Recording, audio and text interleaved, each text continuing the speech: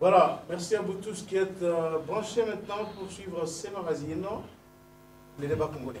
Nous allons parler de ces dialogues qui est aujourd'hui en vogue. Un dialogue qui défraye la chronique avec tout ce qu'il y a comme épisode, rebondissement depuis que l'on parle de ces dialogues. Aujourd'hui, la délégation Senko-SCC se trouve à Goma, où elle a pris langue avec les terroristes.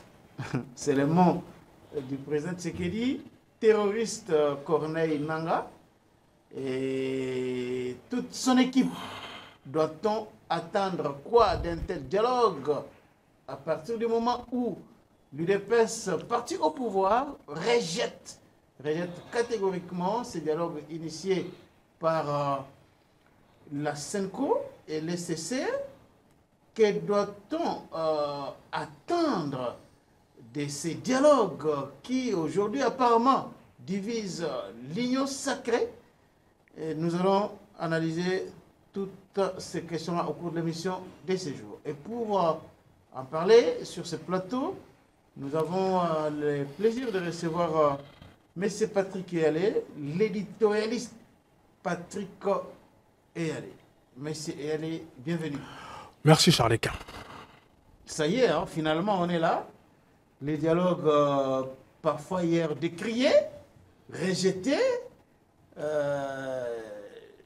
ça commence. La délégation de la SENCO se trouve déjà à Goma. Elle a été reçue par Nanga, comme je le dis. Votre réaction à chaud? Avant d'aborder cette question, je n'ai pas eu le temps de commenter cette actualité du déplacement de notre Premier ministre dans le sommet EAC-SADC. Je profite de votre plateau pour donner un point de vue que je tenais à faire partager. Je me suis senti tristouné par la communication gestuelle de notre Premier ministre. J'aurais aimé, j'aurais voulu qu'elle soit vêtue de noir. Tailleur noir, ou robe noire, avec chapeau noir, exprimant le deuil que nous portons. J'aurais aimé, j'aurais voulu qu'elle ne se leva point quand le génocidaire est entré. En diplomatie, il y a des règles, hein. Il y a des règles qu'il faut respecter. Voilà. Je ne conteste pas qu'il y a des règles qu'il faut respecter, mais il y a de ces événements, il y a de ces contextes qui peuvent nous conduire à ne pas respecter ces genres de règles. Dans l'histoire, on a vu Yasser Arafat serrer la main à David Ben Gourion. Les exemples sont les oui. gens, hein, pendant à travers le monde. Après qu'il y ait eu des discussions, après qu'il y ait eu des accords devant amener à la paix. Ce n'était pas de bon matin que ces deux personnalités que vous avez citées... La moindre des choses, c'est serrer la main. Ce n'est pas un problème. Moi, c'est mon avis et je persiste. Elle n'aurait pas dû se lever. On a manifesté l'impolitesse même au niveau international. Mais que la diplomatie, mettez en balance les affres que nous subissons au fait que la communauté internationale se serait indignée que notre Premier ministre ne se leva point. Ah, mais est-ce que c'est un problème, le fait de se lever ou ne pas se lever? Moi, c'est mon avis. Moi, c'est mon avis. Je le dis et je le répète. J'aurais préféré qu'elle ne se leva point. Si vous trouvez qu'elle pouvait même embrasser chaleureusement Kagame, lui souhaiter même les bonnes choses du monde, c'est votre avis. Je la respecte autant que mon avis. Je continue et je persiste. Ce geste, pour moi, aurait fait entrer la Première ministre dans une espèce de panthéon pour moi. Ah bon? Oui. En tout cas... Parce que, voyez-vous, vous avez parlé du geste qu'il y a eu entre Isaac Rabin et Yasser Arafat. Ce sont ces genres de gestes qui restent dans les esprits. Ce sont ce genre de petites choses, des détails qui font l'histoire. Aujourd'hui, le monde retient cette histoire, retient ce geste. Des pays qui se sont fait la guerre, mais in fine, à travers un accord de paix, se sont salués. C'est ce geste-là qui est resté. Autant que ce geste-là, s'il était fait, ça allait rester dans les mémoires collectives. Mais qu'à cela ne tienne, ce qui s'est passé, c'est passé. Je voulais donner ce point de vue-là. Maintenant, pour revenir à l'actualité de ce jour. Permettez-moi... d'abord, avant qu'on entre dans le détail, faut-il un dialogue, oui ou non, avec Corneille Nangaa et tous les autres qui sont derrière lui, hein? Quand vous dites tous les autres, c'est... Tous ceux qui sont derrière les acteurs politiques, la société civile, un dialogue inclusif et global. Bon, à ce stade ici où la République démocratique du Congo est occupée dans sa partie est par les Rwandais. Voilà le contexte. Ma réponse, elle est kiff-kiff. Pourquoi? Je vais m'expliquer. Ce qui devait être prioritaire, ce qui devait constituer, je dirais, le leitmotiv de tous les Congolais, c'est l'épineux problème que nous pose Kagame et le Rwanda depuis bientôt 30 ans de cela. J'ai partagé ça, je crois, récemment sur ma page. J'ai revu encore les images de la création de l'AFDEL et les objectifs poursuivis par ceux qui ont créé l'AFDEL. Ceux qui ont créé l'AFDEL, c'est Kagame, Museveni, et derrière eux, il y avait les multinationales, il y avait la CIA, qui avait pour but de déloger Mobutu. Je me rappelle encore des paroles de Kagame quand on a choisi Mzee Kabila pour être un peu le Nanga d'hier. C'est à ces origines-là qu'on doit commencer. Depuis cette époque jusqu'à aujourd'hui, il y a eu plusieurs dialogues. Des dialogues qui ont permis que nous ayons par exemple M. Azarès Rouberois comme vice-président à un moment, comme ministre de l'Intérieur et de la décentralisation. Des dialogues qui ont permis... Ministre de la décentralisation et non de l'Intérieur. Il n'a jamais été ministre de l'Intérieur. Ministre de la décentralisation. Vice-président de la République. Il n'a jamais été ministre de l'Intérieur? Non, non, il n'a jamais été ministre de l'Intérieur. Ok, autant pour moi. Des dialogues qui ont permis de brasser en grande quantité des officiers, des hommes de troupes dont l'allégeance est à Kigali. La plus grande contingence des hommes en uniforme, ainsi que les officiers qui se trouvent à l'est du pays, sont d'obédience rwandaise, ont fait allégeance à Kigali. Voilà ce que les multiples dialogues ont apporté au pays. Faut-il continuer dans cet élan? Je pense que non. Dans l'élan de dialogue en dialogue? Dans l'élan de dialogue congolo-congolais. Donc les Congolais ne doivent plus se parler. Dans le contexte actuel, où il est avéré que la guerre de l'Est est une guerre menée par les RDF, est une guerre menée par Kigali. Nous prenons l'option... Comme celle qui était menée par Mzee Laurent Désiré Kabila. Absolument. Donc aujourd'hui, c'est encore les grandes puissances, les Rwandais, les grandes puissances occidentales qui sont avec Nanga. C'est le même modus operandi. Kagame est tapis dans l'ombre. Pour renverser Tshisekedi. Kagame, bien évidemment, parce que Tshisekedi empêche à Kagame de parachever son plan. Son plan a été... Kagame ou bien aux puissances occidentales? Par l'entremise de Kagame, ce plan qui a été dit de façon non équivoque par Sarkozy. Le Rwanda est un petit pays à la démographie galopante. Il faut pour ce faire qu'il puisse émerger vers l'Est. D'ailleurs, lui-même, Kagame, conteste les frontières actuelles, estimant qu'une partie du Kivu appartiendrait au Rwanda. Donc, c'est des évidences, c'est connu. L'objectif de cette guerre menée depuis 30 ans, c'est étendre la géographie du Rwanda vers le Kivu. S'il n'y arrive pas, mais se faire de Kivu un no-man's land, une espèce de protectorat sous contrôle du Rwanda. C'est l'objectif poursuivi depuis. Maintenant, face à cet épineux problème, comme je l'ai dit, où le mode opératoire est connu, prendre des Congolais, les mettre en avant, comme on a connu, on a parlé de M. Kabila, qui s'est malheureusement, bon, je dirais heureusement rébiffé. Il y a eu à la suite des Tambo Mwamba, des Sesanga. Nanga, ce n'est pas le premier à se prêter à ce jeu. Avant lui, nous avons connu beaucoup d'autres marionnettes. Nous avons aujourd'hui Nanga et le M23. Mais en réalité, l'Église catholique, Ambongo, Cholé, ils savent pertinemment que Nanga n'est qu'une marionnette, que c'est Kagame, c'est Kigali, c'est les parents occidentaux qui sont le problème. Donc ce n'est pas important d'échanger avec Nanga comme ils le font aujourd'hui. C'est subsidiaire. C'est subsidiaire. C'est pas important. C'est subsidiaire. Moi, j'aurais voulu. Tout à l'heure, je parcourais mon téléphone, j'ai vu un bongo sur TV5. Quand il s'agit des questions qui pointent la responsabilité du président de la République, quand il faut charger le président,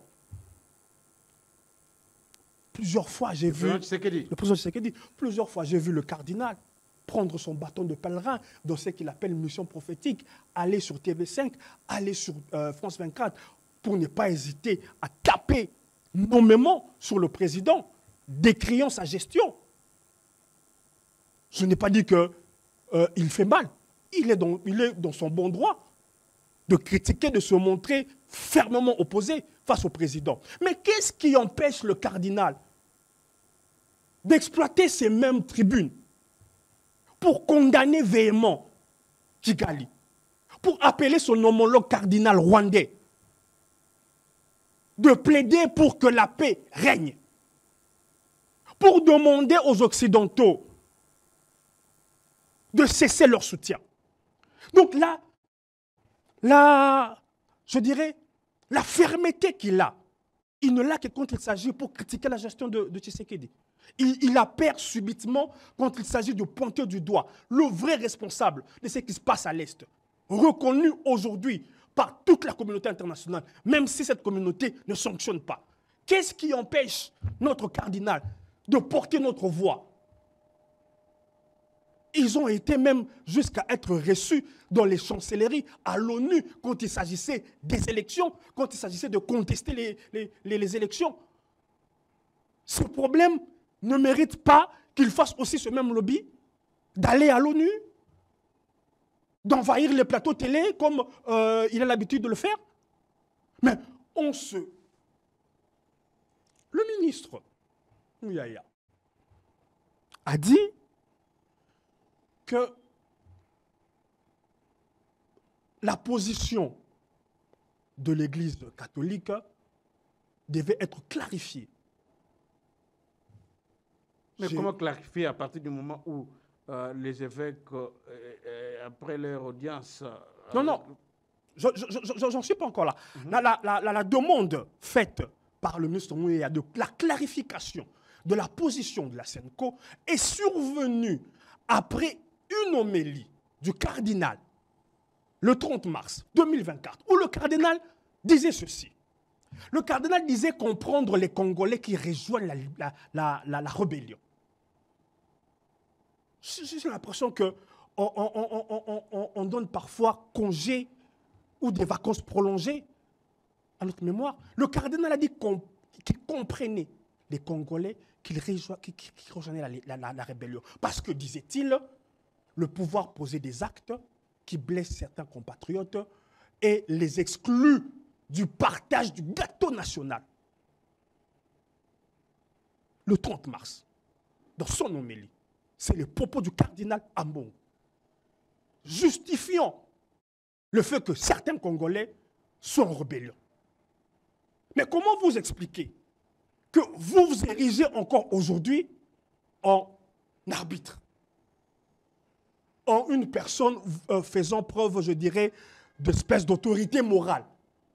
De la RDC. De la RDC. Alors que vous avez justifié, même Cholé a dit qu'il y aurait un courageux qui prendrait les armes et s'emparerait du pouvoir. Donc nous avons des hautes personnalités qui nous ont dit auparavant comprendre ce mouvement des Congolais, pas qui se rebellaient, mais qui servaient de caution et d'alibi au Rwanda. Parce que cette vérité, elle est immuable, elle est connue de Cholé, elle est connue du cardinal. Que Nanga ne représente rien. C'est le Rwanda. Mais ils sont passés par le Rwanda pour arriver à Goma. Effectivement. N'ont-ils pas rencontré Kagame là-bas? Le journal Guardian, The Guardian a dit clairement que le Rwanda a disposé près de 10 000 hommes. Près de 10 000. Donc cela dépasse de loin la responsabilité qu'on veut accorder à Nanga. C'est les RDF qui ont envahi Goma. C'est l'armée rwandaise qui a envahi Goma. La priorité aurait commandé que nous fassions des actes, que nous disions des choses, d'abord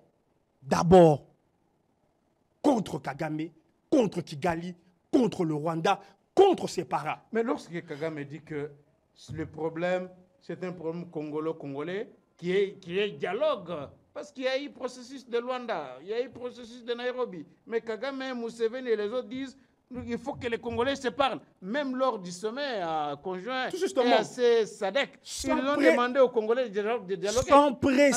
Sans presser à initier un dialogue avec Nanga. Mais se faire le lit de Kagame, c'est exprimer le souhait de Kagame. C'est-à-dire, c'est circonscrire ce problème en un problème congolo-congolais.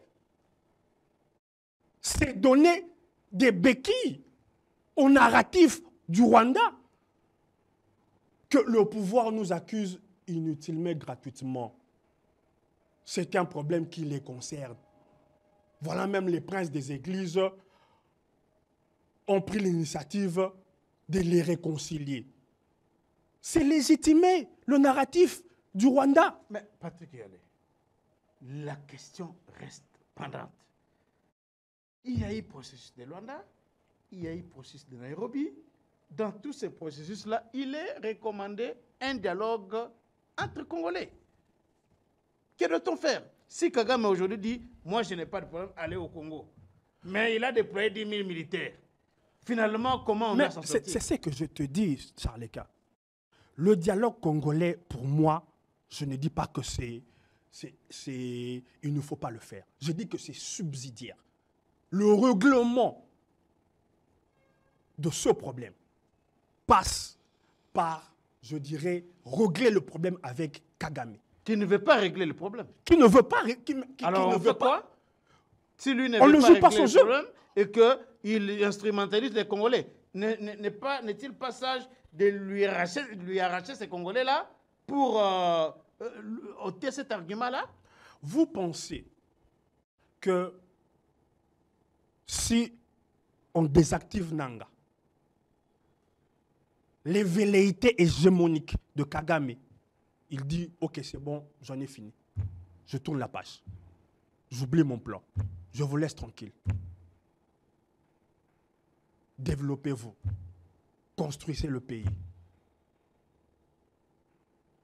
Vous pensez vraiment qu'il suffit que Ambongo Tchole mette sur la même table Nanga, Kabila, Katumbi, le président de la République, pour que Kagame dise « Oh, tout est réglé. Tous mes prétextes pour mener la guerre au Congo, c'est fini. » Oups. Vous le pensez vraiment? Encore une chose qui m'intrigue dans la position des évêques.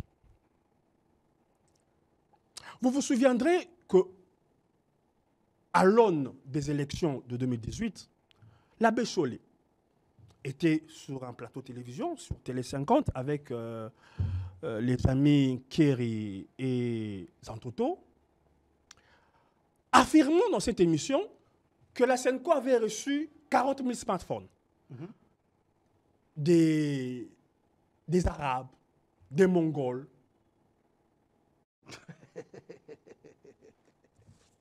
C'était un mensonge grossier. Mais depuis lors, je me pose la question. Mais pour qui roulent les évêques? Jusqu'à faire mentir à Bencholi. Parce que quelques jours après, le porte-parole de M. Katumbi était sur TV5 et il a dit que nous avons envoyé à nos experts 40 000 smartphones. Donc, pendant que nous pensions que les évêques étaient au milieu du village, que les évêques étaient équidistants de part et d'autre, des parties prenantes, mais il s'avère que les évêques travaillaient pour le compte d'un candidat, qui les envoyait du matériel, et je suppose des financements. Alors, ça c'est une partie de l'histoire. Cette partie de l'histoire, qui n'est pas anodine, remet en cause la crédibilité des évêques. La crédibilité et leur impartialité dans l'objectif qu'ils poursuivent. Alors, quel objectif? Nous poursuivons l'objectif de mettre fin à la guerre. Nous, en tant que peuple. Nous, en tant que patriotes. Mais quel objectif poursuit la Senco en se précipitant de négocier avec Nanga et d'appeler à un dialogue national? Alors, lequel dialogue va permettre à certains opposants, et non le moindre, qui se sont exilés, de revenir au pays? Est-ce que c'est mauvais que les fils du pays rentrent dans leur pays? Je n'ai pas dit que c'est mauvais, mais les évêques qui, vraisemblablement, sont motivés plus par le retour en scène de ces hommes politiques. Vous parlez de qui finalement? De Katumbi et de Kabila. Donc les évêques roulent pour Katumbi et Kabila? En tout cas, les évêques ne roulent pas pour le président et le Congo. Ah bon? Oui. Ils ne roulent que pour ces deux personnes-là? Les évêques ne roulent, en tout cas, les évêques, depuis le fait que je vous ai rappelé de Chollet, la connivence qu'il y avait entre le candidat soutenu par Katumbi à l'époque et leur position, tout ce qui s'est suivi après m'ont convaincu et persuadé que le président de la République a toujours posé problème pour les évêques.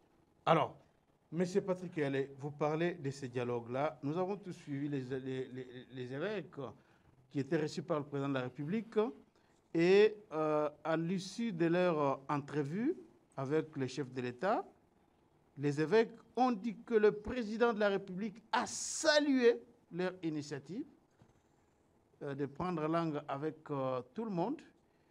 Et après cela, il y a beaucoup de cacophonie, de voix discordantes. Il y a l'UDPS qui rejette le dialogue. Il y a le porte-parole du gouvernement, Patrick Mouya, qui a dit que le président de la République n'a pas donné mandat aux évêques d'initier ces dialogues. Et vous avez les autres cadres, au cadre du parti, qui disent la même chose, de l'UDPS bien sûr. Et aujourd'hui, bon, le président a reçu aussi les autres confessions religieuses, notamment les églises de réveil. Le président salue aussi l'initiative de dialoguer, mais il dit que ce soit une initiative inclusive. Quelle est votre analyse sur ce point-là et sur toutes ces voix discordantes? Le président, que je sache, n'a jamais fermé la porte à un dialogue. Je me souviens du dernier interview qu'il a accordé à M. Lusakeno, répondant toujours à cette question de dialogue proposé par la SENCO. Il dira ceci, je veux bien dialoguer. Mais vous avez d'un côté M. Fayulu, qui ne me reconnaît pas en tant que président. Vous avez de l'autre côté M. Kabila, qui a décidé de mener une lutte subversive derrière Nanga. Et le président avait dit clairement que l'AFC, c'était Kabila. La suite des événements, en tout cas, donne raison au président de la République. Et vous avez de l'autre côté M. Katumbi, le président avait dit de lui qu'il était borderline. Ça veut dire qu'on avait du mal à le suivre. Effectivement, on a du mal à le suivre. Parce que, à un moment, il dit que seule la guerre peut mettre fin à ce qui se passe au Congo. Aujourd'hui, à travers son porte-parole, il dit l'option de la guerre ne résoudra rien. Il faut négocier. Donc, cela aussi confirme le côté borderline de ce parti et de ses représentants. Donc, on ne sait pas savoir s'ils soutiennent que les FARDC doivent combattre militairement ou si c'est la dernière version sortie par M. Kamitatou et qui dit que la solution militaire n'apportera rien. Vous vous souviendrez que l'un des représentants de Ensemble, à un moment, avait même lui nié l'implication et la présence du Rwanda. Donc, le président s'est montré devant l'insistance et la persistance du souhait du dialogue voulu par la SENCO dans une espèce de, je dirais, de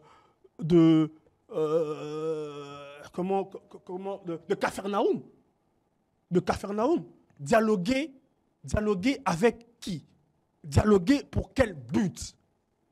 C'est tout ça, les questions soulevées par le chef de l'État à l'époque. Les réponses n'étaient pas données à l'époque et les réponses ne sont toujours pas données. Les cahiers des charges de ce dialogue. C'est quoi le cahier des charges?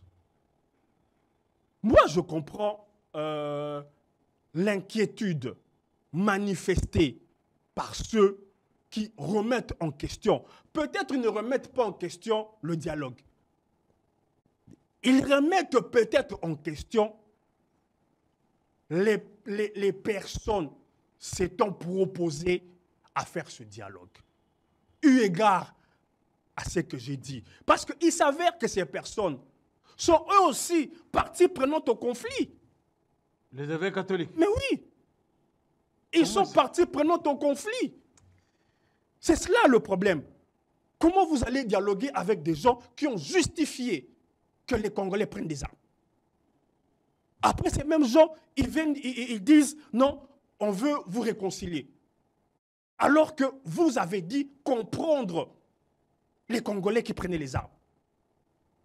Donc, ils sont quelque part juges et partis.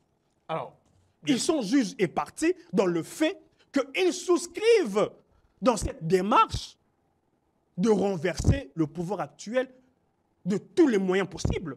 Ah bon, c'est ça l'objectif pour les évêques? C'est de renverser le pouvoir de Tshisekedi? Ils souscrivent à cela parce que, quand vous dites comprendre que les Congolais prennent les armes, on prend les armes pourquoi?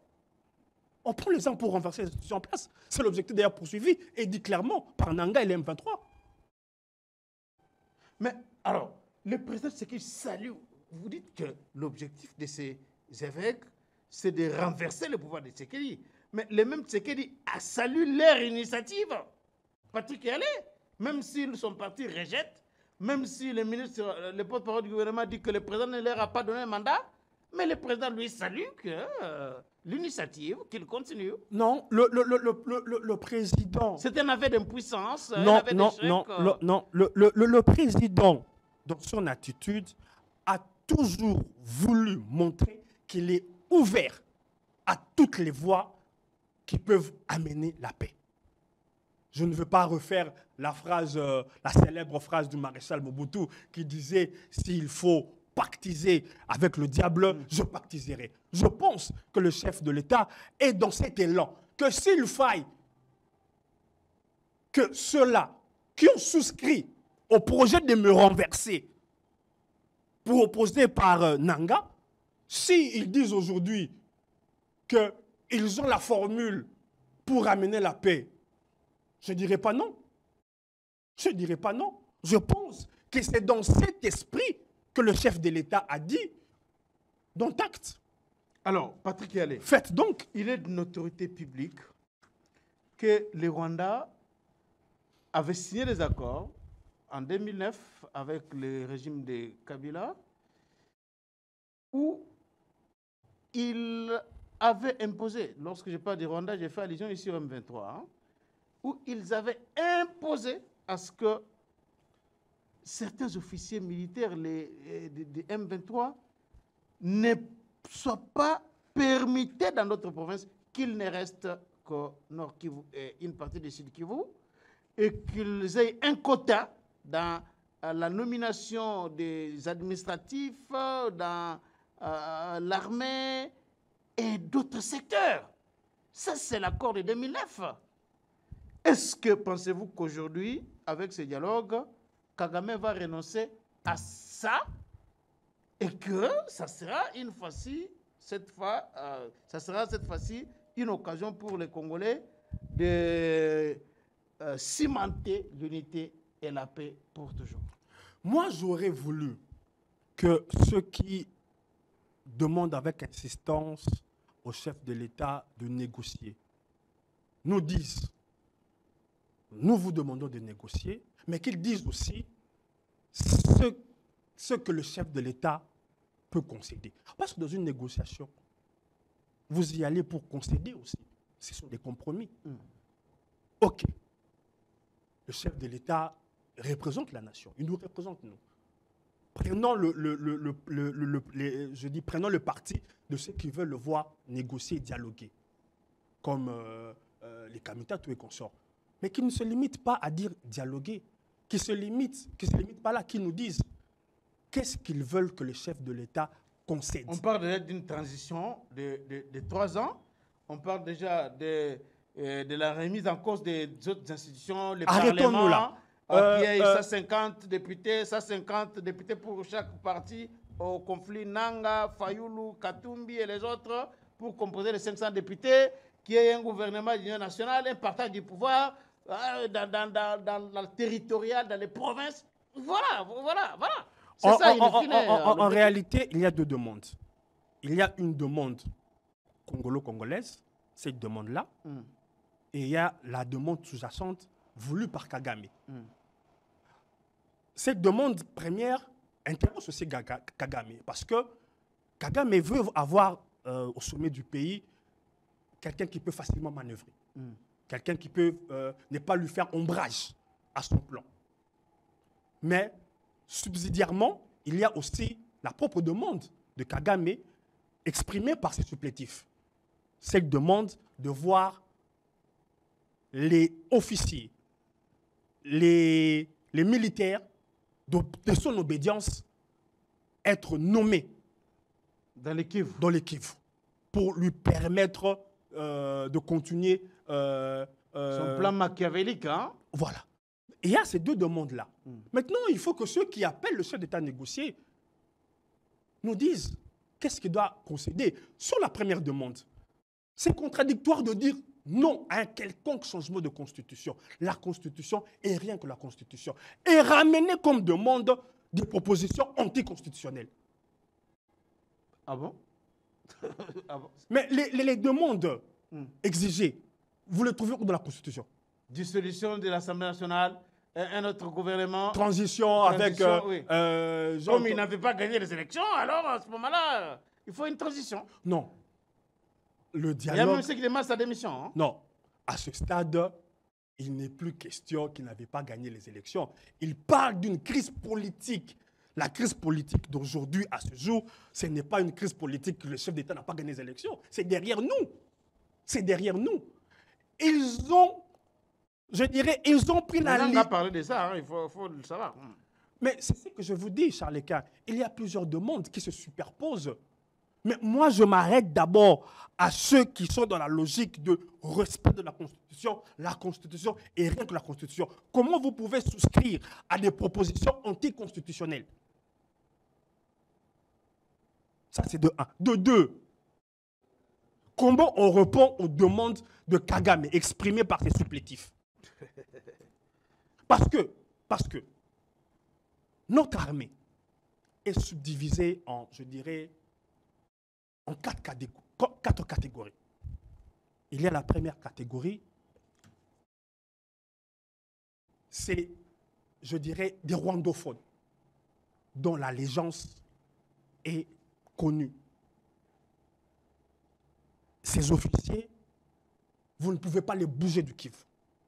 Donc, et ils sont éternels, ils doivent rester là-bas. Hein. Il faut que les demandeurs des dialogues nous disent quelles sont leurs positions vis-à-vis de ça.